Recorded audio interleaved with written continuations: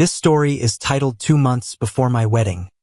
My brother got my fiancée pregnant and planned to marry her, so I cut everyone out of my life. So I 30 male guess I'm here because I need to get this mess off my chest. 3 years ago my life did a complete 180, and not in some motivational wow everything fell into place kind of way. No, I'm talking about betrayal, the kind that rips apart everything you thought you knew. It started slow like a crack you don't notice until the whole wall collapses back.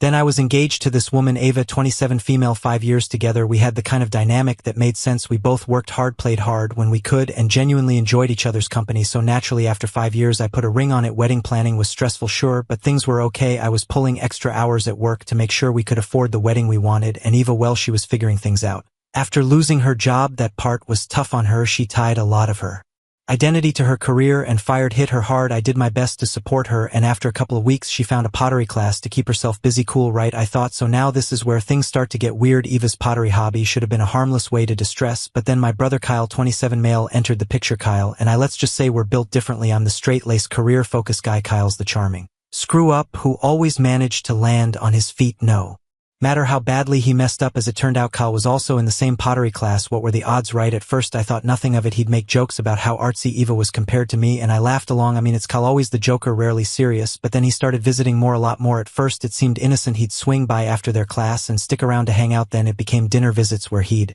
conveniently show up with some random excuse. I was in the area or I had leftovers. I thought you'd like, okay, fine. Then there was a Friday night when Ava skipped our usual movie date to hang out with Kyle instead. That's when the alarm started ringing in my head. I asked her about it and she brushed me off. He's like a little brother to me. She said, you're overthinking it. I let it go because I didn't want to seem paranoid, but Kyle's visits didn't stop. They increased. He was at the house more than I was some weeks, and when I confronted him about why he was always hanging around, he just laughed. What, I'm not allowed to bond with my future sister-in-law?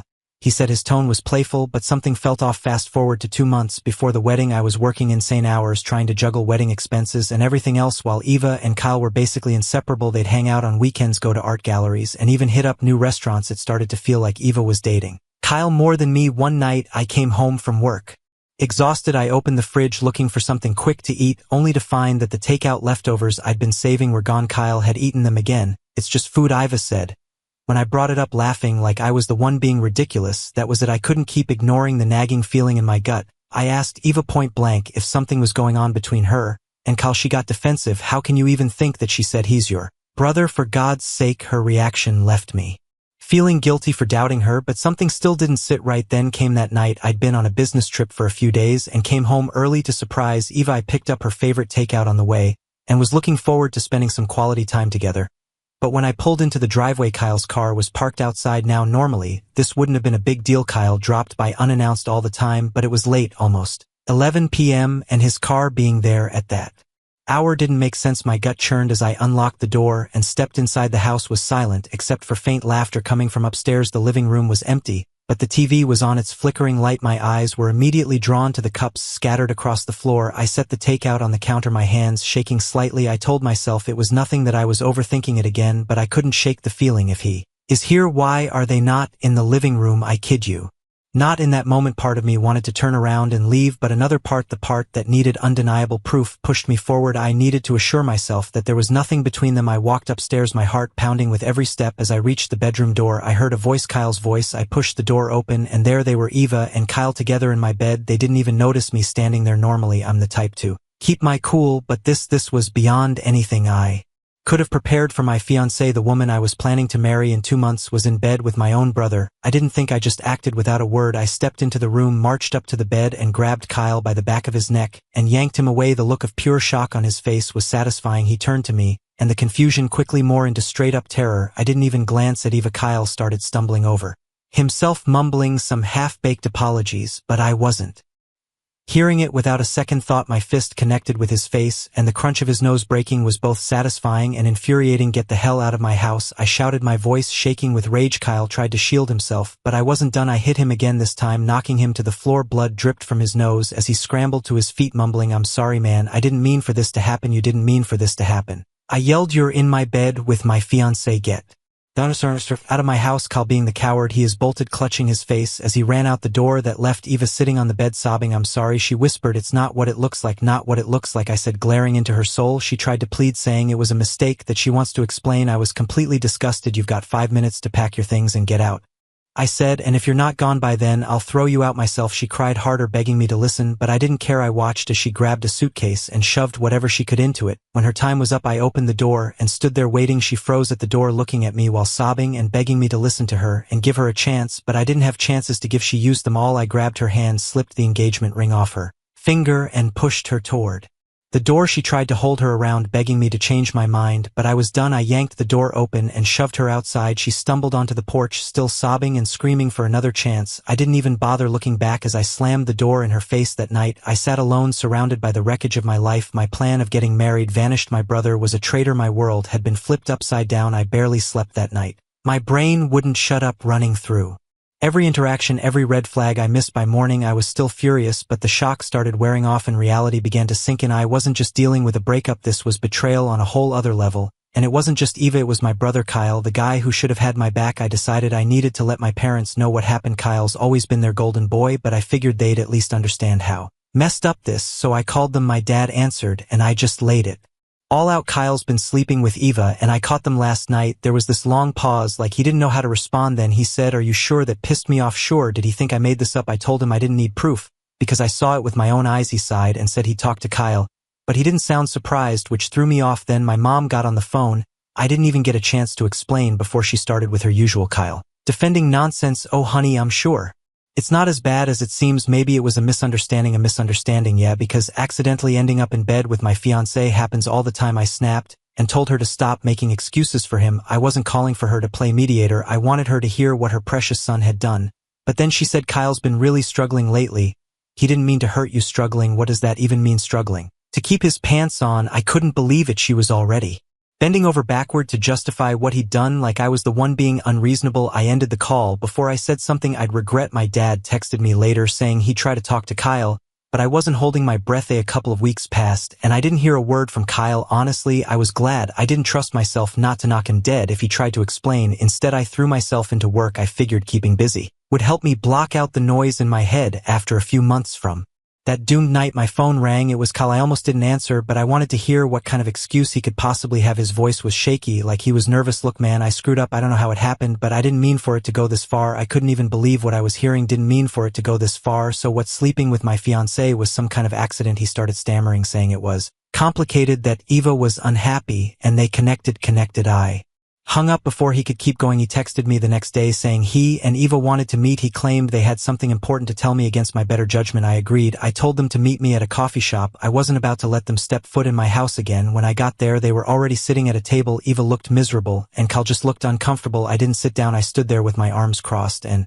said, "What do you want?" Eva looked at Kyle like she was waiting for him to speak first. He cleared his throat and said, "We're together now, and Eva's pregnant." I swear it felt like the air got sucked out of the room. I just stared at them, waiting for one of them to say, "Just kidding," but they didn't. Kyle kept talking, saying how they wanted to make it work and how they needed my blessing. I laughed. I couldn't help it. It wasn't even a funny laugh. It was that kind of laugh you let out when you're so disgusted you don't know what else to do. "You want my blessing? Are you kidding me?" Eva tried to jump in, saying how sorry she was and how they didn't plan for this to happen. I cut her off. "You didn't plan for this, so what?" One thing just led to another. Save it. I walked out. I didn't yell. I didn't cause a scene. I just left, because staying any longer would have made things worse. That night, my mom called me again. I ignored it. Then she texted, "You need to let this go. It's time to forgive your brother and move forward." "Forgive him for what? Torching my life?" I texted back. "Lose my number?" She didn't take it well. The next morning, she showed up at my house. She was waiting in her car. When I left for work, I told her to go home, but she started crying and saying how much this was tearing the family apart. I didn't budge. "Maybe you should have thought about that before siding with Kyle," I said. She tried to argue that she wasn't taking sides, but her actions said otherwise. She even tried to spin Eva's pregnancy as a blessing in disguise. I told her if she wanted a relationship with me, she needed to stop enabling Kyle and Eva. She didn't give me a straight answer, so I walked away. At that time, the only way to move forward for me was to put as much distance as I could between myself and the circus that was my family, so I made the decision to leave. I didn't just mean leaving them emotionally. I packed my life up and physically left the city. It wasn't an impulsive move. I spent weeks planning it. I started looking for job opportunities and different cities, ones that would allow me to start fresh. When I finally landed a solid offer, I took it without hesitation. I didn't tell anyone except my dad, and even then it was more of a heads up than a conversation. "I'm leaving," I said. "Don't tell anyone where I'm going." I told him this clearly and simply. He tried to talk me out of it, saying I didn't need to cut everyone off completely, but I wasn't in the mood for his half-measured advice. My mom had already shown where her loyalty lay. And Kyle, he wasn't worth a single word from me. The move was harder than I thought it would be. Packing up your life and leaving behind the place you've lived for years. It's not easy, but I kept telling myself it was the only way. I found a small apartment in a quiet neighborhood in a new city and settled in it. Wasn't much, a one-bedroom with a tiny kitchen and a view of the parking lot. But it was mine. No reminders of the past, no shared spaces tainted by betrayal. Starting over felt weird at first. I was so used to being surrounded by people I knew, people who knew me in the new city. I was just AF in the crowd, which was both liberating and lonely. I focused on my new job to keep myself distracted. My coworkers were nice enough, but I wasn't exactly in the mood to make friends. One thing I didn't expect was how quiet it would be. No calls, no texts, no awkward run-ins at family gatherings. At least I didn't have to deal with Kyle's antics, my mom's guilt trips, or Eva's fake apologies. I did get the occasional text from my dad, usually short updates like "hope you're doing well" or "miss you." He never pushed too hard, which I appreciated, but my mom radio silence, not a single call or message. I guess she figured I was the one who needed to come crawling back by the time I hit the 1-year mark.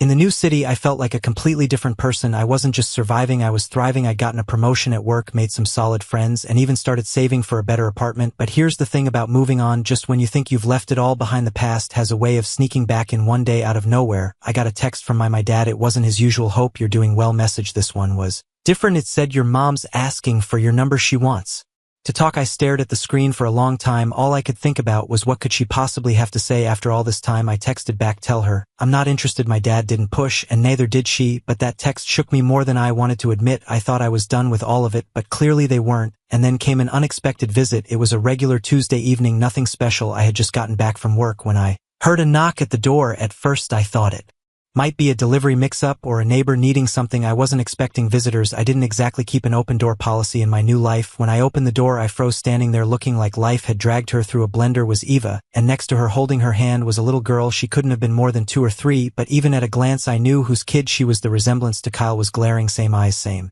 smirk, same everything. I didn't say anything at first, and neither did Eva. She just stood there looking worn out. Her clothes were shabby, and she looked thinner, almost sickly. It was like seeing a ghost of the person I used to know. The little girl, though, was staring up at me, probably wondering why this stranger looked so surprised. Finally, I broke the silence. "What are you doing here?" My tone wasn't exactly welcoming, but come on, what was I supposed to feel seeing her on my doorstep after all these years? Eva's eyes welled up with tears, and her voice was shaky. I didn't know where else to go. "Can I come in?" Every instinct I had was screaming no, but I couldn't just slam the door in her face, not with a kid standing there. So against my better judgment, I stepped aside and let them in. I led them to the couch and sat down in the chair across from them, keeping as much distance as the room would allow. Eva was fidgeting, and the little girl was sitting quietly beside her, clutching a stuffed animal. I offered them water, more out of politeness than actual care. But Eva shook her head, so I asked, leaning back, "What do you want?" She pulled out an envelope from her bag and handed it to me. I hesitated before taking it, but once I saw the handwriting on the front, I knew exactly what it was. My mom's handwriting. I opened it and started reading. It was, as expected, a guilt trip in letter form. My mom wrote about how Eva and the child, her grandchild, were struggling because Kyle had abandoned them. She said it was my responsibility to step up and help since I was the only stable one left in the family. She went on about how family takes care of each other, even when things go wrong. By the time I finished, I was furious. I tossed the letter onto the coffee table and looked at Eva. "And what, you thought this was a good idea? Just show up and let my mom guilt me into fixing this mess?" Eva's tears started flowing. As usual, I didn't know what else to do. She said, "Kyle's gone. He left us 3 months ago. I tried to make it work, but I can't. Your mom's been helping me, but now she says she can't do it anymore." She said, her voice cracked, and she didn't finish the sentence. I leaned forward, resting my elbows on my knees. "Let me get this straight. Kyle bails. My mom decides she's done helping, and somehow I'm supposed to swoop in and save the day. Why would you even think that's an option?" She wiped her face with her sleeve, looking completely defeated. "Because I have no one else. I don't have a job. I don't have savings. Everything I had went into trying to make it work with Kyle.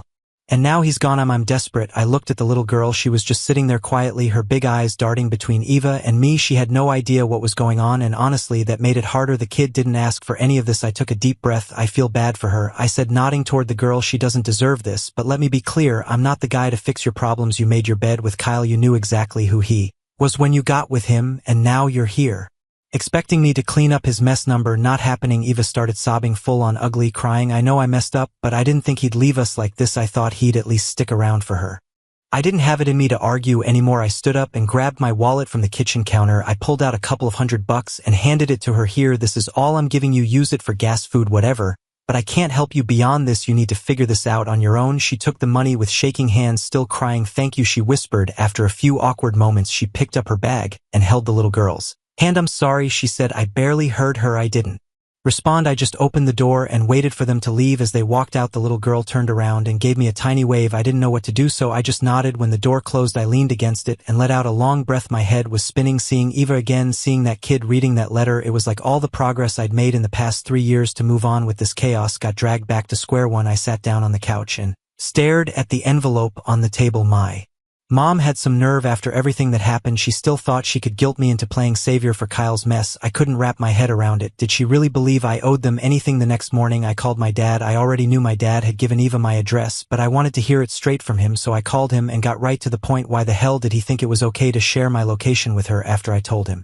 not to? What exactly did he expect me to do for Eva and her kid? There was this awkward pause on his end. I'm sorry, son, I really am. He sounded regretful, but that didn't make it any better. He explained they had tried to help Eva as much as they could, but with Kyle gone, their hands were tied. Then he dropped the real reason. Your mom begged me to give her your address. She thought maybe if you saw her after all this time, you'd want to help her out. She has nowhere else to go. Hearing that only pissed me off more. I straight up asked him why he thought I'd ever help someone like her. I reminded him exactly what Eva did. She betrayed me with my own brother, hurt me in ways I couldn't even explain, and now they expected me to just step in and play savior. He said he understood why I was upset, but then he pulled the family card. That was it for me. I told him we were done. I trusted him to be different from my mom, to actually have my back, but nope, turns out they're all the same. Backstabbing, manipulative, and completely blind to how much they've hurt me. Did they really think I'd forget everything and just taken Kyle's kid like nothing ever happened? Unbelievable. That was it for me. My family had already betrayed me once. I wasn't going to let them pull me back into their mess. So after Eva and her kid walked out that door, I thought I'd finally gotten rid of all the leftover drama. I mean, I'd done what I could without compromising my boundaries, gave her some cash and sent her on her way. I wasn't happy about it, but I figured it was over. Yeah, not so much. The next day, I got a text from my dad. He said my mom wanted to talk to me. No surprise there. It was probably about Eva's visit. I ignored it. A few hours later, another text came in. She just wants to explain her side. Her side? What side could there possibly be? She'd given my address to the woman who blew up my life. Also, she could guilt me into cleaning up after Kyle. I told my dad to drop it. Tell her there's nothing to explain. I wrote back, if she keeps pushing, I'm done talking to both of you. I hit send and left it at that, but of course my mom wasn't one to take no for an answer. 2 days later, she showed up at my apartment. I got home from work tired as hell, and there she was sitting in her car outside my building. The second I stepped out of my car, she got out and started walking toward me. Can we talk? She asked, like she hadn't completely bulldozed the boundaries I'd set. I sighed. Mom, I'm not doing this. Go home. She ignored me and started in on her speech. I know you're upset, but I had to do something. Eva and her daughter are family. They need help, and you're the only one who can give it to them. Family? I snapped. You're still calling her family after what she did? And Kyle, he's the reason they're in this mess, not me. Go find him if you want to play savior. She shook her head like I was the one being unreasonable. Kyle's not around, and you know that he's not reliable, but you are. That little girl doesn't deserve to suffer because of her father's mistakes. I stared at her, trying to wrap my head around what she was saying. You've got some nerve, I said finally. After everything Kyle did to me, you really think I owe him or Eva anything? I don't care how much you twist it. This isn't my responsibility. Do you think I want to ask you for help? She said. I don't, but Jessie is your niece. She's innocent in all this. I thought you'd understand. I couldn't believe it. You're unbelievable. I said. You didn't think about me when Kyle was screwing over my life. You didn't think about me when you sided with him after the wedding got called off, and now because he bailed you think I should swoop in and fix it? Number not happening. She tried again, this time with tears. I just want what's best for Jessie. She's your blood. I took a deep breath, trying to keep my cool. And whose fault is it that Jess is in this situation? It's Kyle's. You want to help her? Go find him. Tell him to step up and be a father, but don't come to me. I'm not your backup plan. At that point, my neighbors were starting to glance over, probably wondering why this middle-aged woman was crying in the parking lot while her son was visibly pissed. I didn't want to make a scene, so I turned to leave. That's when my mom grabbed my arm. Please, she begged, don't do this. I yanked my arm away and looked her dead in the eye. I'm not doing this, sir.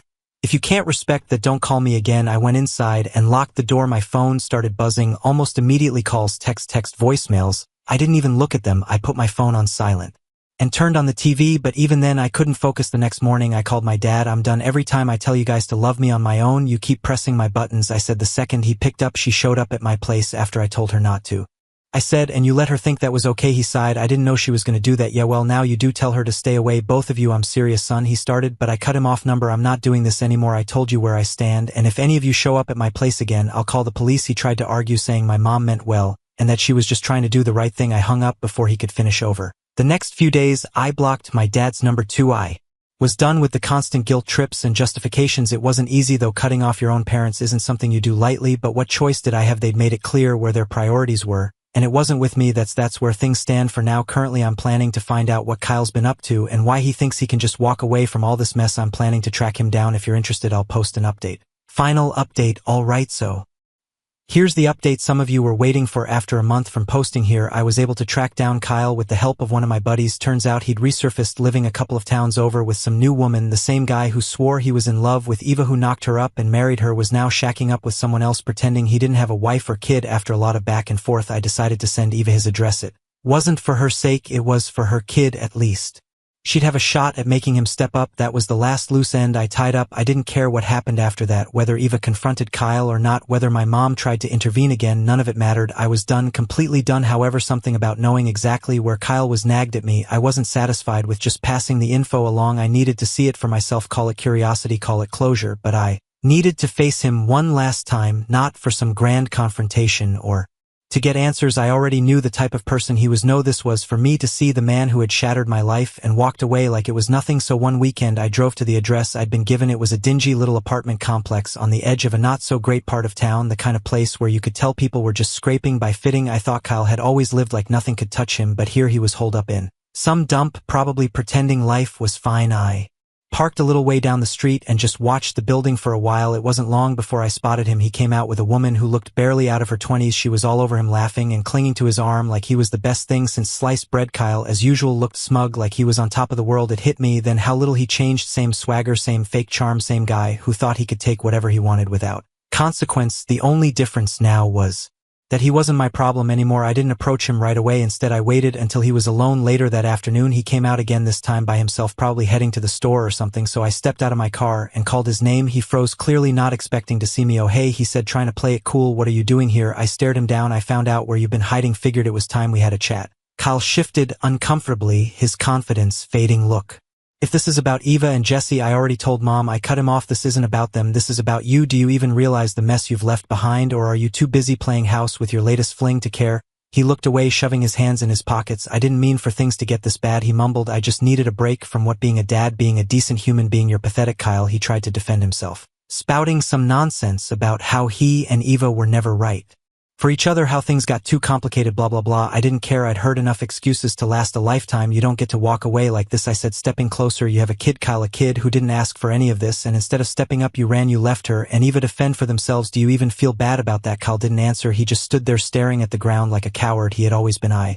don't care what your excuses are," I continued. "You're going to fix this. You're going to step up, take responsibility, and figure out how to support your kid, because if you don't, I'll make damn sure you regret it." I didn't give him a chance to respond. I turned and walked back to my car, leaving him standing there, probably wondering if I'd really follow through, but I wasn't about to let him keep running without consequences. On the drive back home, I felt lighter. I finally wasn't carrying the weight of Kyle's betrayal. I'd faced him, told him exactly what I thought, and left him to deal with his own mess. In the end, all this wasn't about winning or getting revenge for me. It was about reclaiming control, letting go of the pain, setting boundaries, and refusing to let their chaos pull me back in. I've got my own life now, one where I'm finally free of their nonsense, and for the first time in a long time, I feel at peace. That's it. That's the whole story. Thanks for sticking with me, Reddit. It feels good to finally get this off my chest. If you're dealing with toxic family or betrayal, take it from me, you're allowed to walk away. Sometimes it's the only way to move forward.